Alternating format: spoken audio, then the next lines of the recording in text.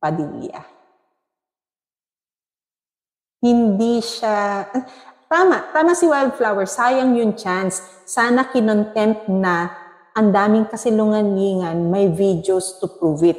Tama, ito yung mga pagkakataon na ang ebidensya ay ang lakas-lakas, pero mas pinipili nila na pakinggan or walang pakinggan para tutok lang sila kung ano yung gusto nilang tono ng hearing, di ba?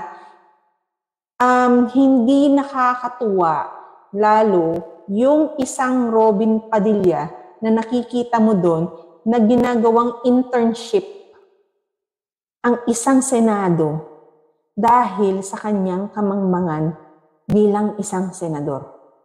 Dito po dapat natin imulat ang ating mga mata na hindi isang kagaya na Robin Padilla ang uupo doon sa Senado at aasahan natin pagmamakaawaan natin at hihilingan natin ng tulong, and we expect that kind of senator na ipagtanggol tayo.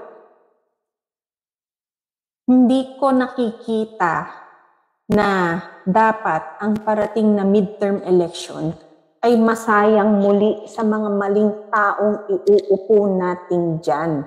Dahil come midterm election, we have to put or elect qualified people na alam natin na magtatawid sa remaining 3 years, remaining demonic, frustrating, and failed kind of leadership sa natitirang 3 taon ng administrasyon ng Marcos Jr.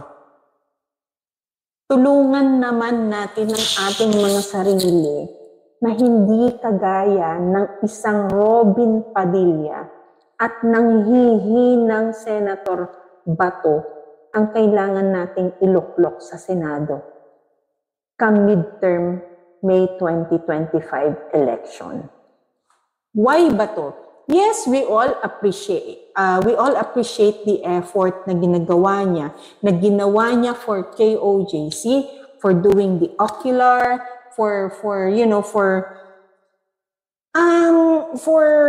trying to be objective about issues, yung sa pag-handle ng mga queries, sa pagtanong ng mga ebidensya, sa pagtanog ng both yung side ng mga tao, KOJC side from the representatives, and the other side, the ILG side, PNP side, which we all see during that hearing as a waste of time. Imagine niyo yung oras ng 8 oras na wala tayong nahinuha. Ni walang authoritative na bato na nagtumayo doon at nanindigan na meron na ngang injustice na nangyayari. Di ho ba? Yung injustisyang nangyayaring iyon, pilit mong consciously nilalabanan sa isip mo na dapat meron kang laro na tono na hindi natin alam eh. Para kanino ka nung ginawa mo yung initiative na ginawa mo? Ito ba ay para sa, well, definitely hindi para sa kanya kasi nababash siya ngayon. And then secondly, I think he tried his best na maging para iyon sa KOJC members and yung current situations nila, but he failed because wala nang ngipin yung pagiging niya doon. Walang ngipin yung batas na kanyang pinalakad doon sa hearing na yon. So, and then pangatlo, nasayang ang resources at sinayang mo yung pagkakataon na ito na sana yung magiging tipping point para ang mga tao ay i-consider ka ulit for midterm election. Because it cannot be Bato and another Robin Padilla. Why can't it be Bato na pwede naman nating sabihin, may experience na siya. 6 years na siyang naging senador. Hindi eh. Yung pagiging 6 years na yun, yung first 3 years na yon na nandyan pa si former President Rodrigo Roa Duterte, doon naman siya somehow merong gilas na nakita natin para masabi natin, okay, may potential. Because he was coming also from being a chief PNP na biglang naupo at nanalo sa pagiging senator. Tama po ba? Tapos biglang yung remaining years mo na nandyan under the leadership of Marcos Jr., para kang, yung nabahagang iyong buntot, ika nga ni Marlon, no? Na hindi mo alam kung para kanino na yung paglilingkod mo sa bayan, kung para pa ba sa mga kapwa mo Pilipino at para sa bansa mo, o para na lang sa mga taga-palasyo na maaaring may hawak against you, kaya hindi mo ginagawa ang duties mo properly. And where was Bongo? Na taga Davao. Na nakaupo dahil din sa tulong ng isang former President Rodrigo Roa Duterte.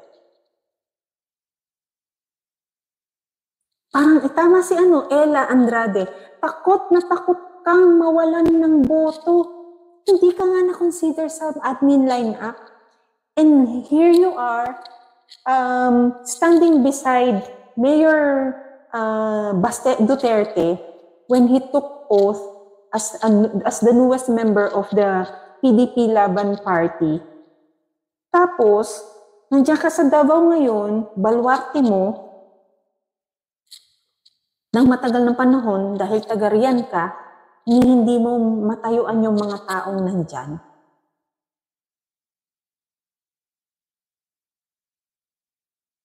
And why should it not be Robin Padilla?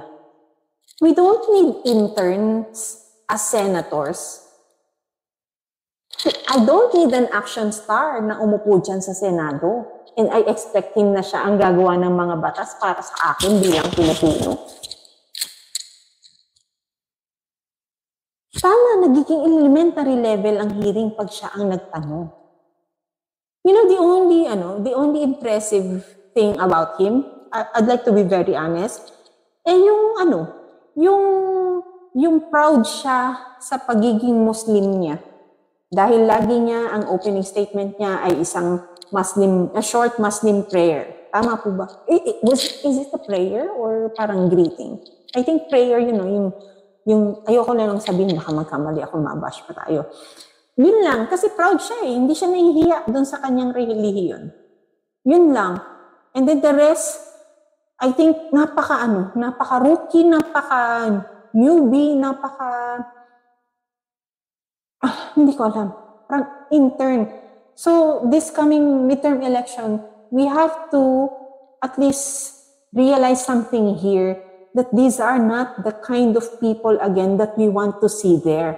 Dahil ano pa ang malalang pwedeng mangyari pagkatapos ng KOJC incident na ito, na hindi pa natatapos, na hindi matapos-tapos, dahil hindi nila gustong matapos.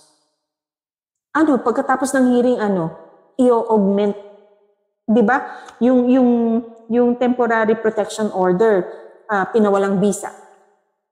I think i-enhance na naman ng mga kapulisan.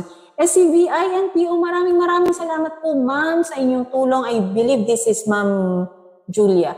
We'll see you po tomorrow at maraming salamat po sa generosity ninyo at sa oras ninyo today. Magpahinga na po para po tayo pretty tomorrow.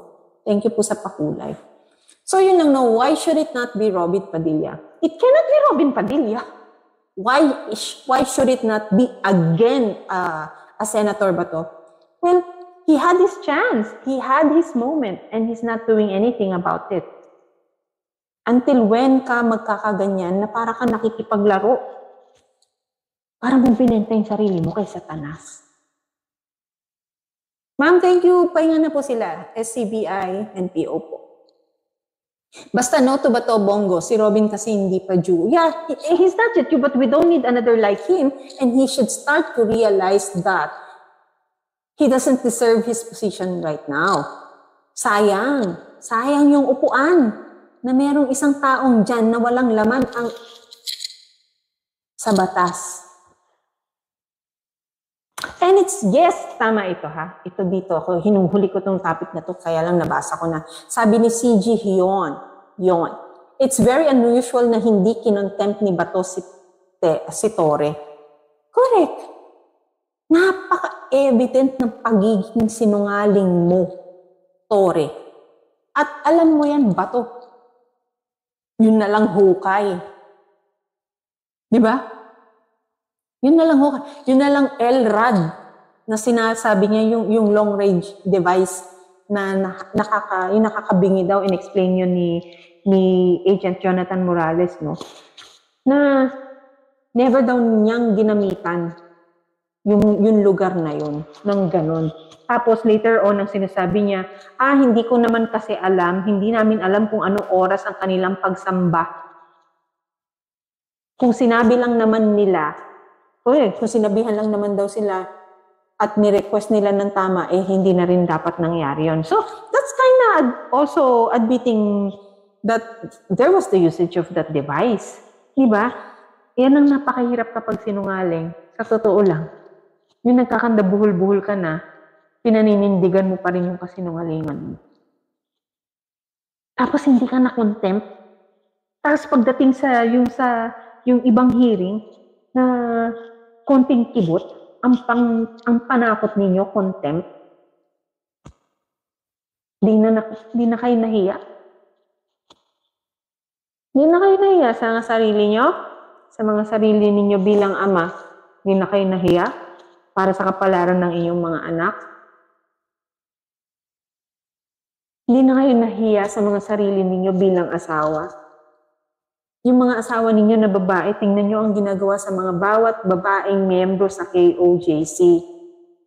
And again, this isn't about KOJC as a religious sect. This is about KOJC and in general, them as also Filipinos.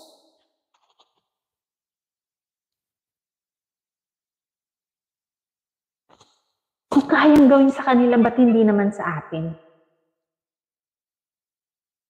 Diba? Kung kayang gawin sa kanila.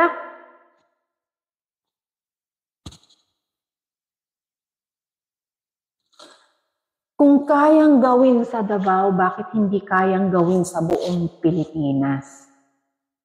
Yan ang ganid na pamamahala ng isang Marcos Jr. Tingnan nyo na lang yung mga kalidad ng taong nakapaligid sa kanya. Marbil, Torre, Ben-Hur Abalos. Kaya tingnan nyo siya. Hindi daw armado. Wala daw tear gas.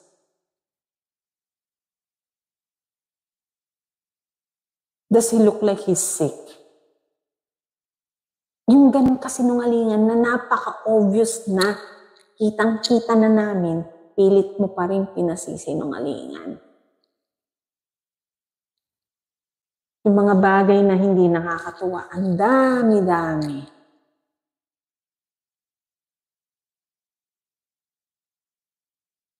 Kadiri ang galawan ng admin. Kadiri talaga, sabi ni Spicy HK. Parang bumagsak ang pag-asa. Doon ako din nanlumo. Yung 8 oras na pinanindigan ninyo ang inyong katotohanan, kasama ng mga ebidensya, kasama ng mga larawan, kasama ng mga litrato, kasama ng mga witness. Tapos, bato, wala kang gagawin. Let's not ask Robin Padilla. His nonsense. He cannot do, or he's not a senator. He's just a senator in title. But he cannot do it. Let's not depend on that guy. And let's not vote another of his kind. Placido Pilosopo, please follow him, guys.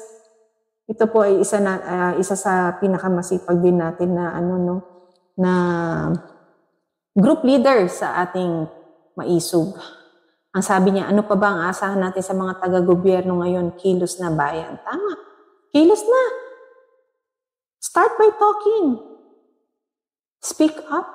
Share the issues to your family members.